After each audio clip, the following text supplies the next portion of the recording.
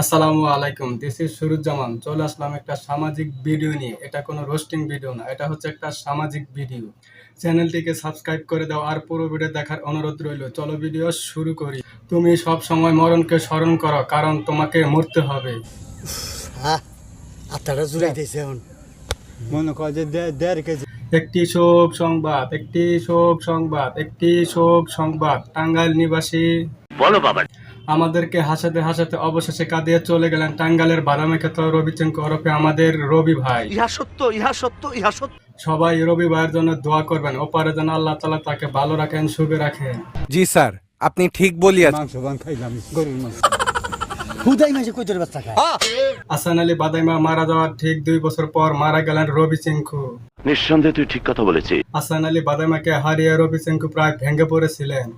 কথা কি ক্লিয়ার না ভেজাল আছে? হুদাই মাসে হুদাই কইতর বাচ্চা খায় না খাওয়া কত ভালো আবার ওই যে হাসান আলী বাদাইমার শোক কাটিয়ে অবশেষে মানুষকে হাসানোর চেষ্টা করে গেছেন, অভিনয় করে গেছেন এই রবি ভাই। সঠিক বলেছেন, আপনার বুদ্ধি ভালো। যার ইয়া বাচ্চা হয় না রক্ত পড়ে আবার জোল মাছ খাওয়া কি এর সিগারেট খাওয়া তাদের হাসির কৌতুক, তাদের অভিনয় শুধু টাঙ্গাইলে সীমাবদ্ধ থাকেনি, সারা বাংলাদেশে প্রভাব বিস্তার করেছিল।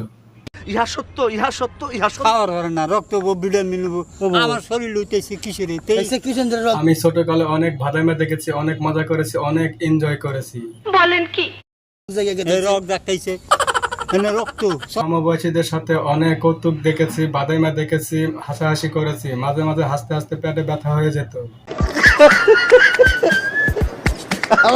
কয় কি? চলাফেরা করতেছে ও চাচা আপনি রক যাচ্ছে যারা আমার মতো বাদাইমা দেখেছেন, মজা করেছেন, হাসাহাসি করেছেন, তারা অবশ্যই কমেন্ট করে জানিয়ে দিবেন যে আমি বাদাইমা দেখেছি। আমি বলুম না, আমার শরম করে।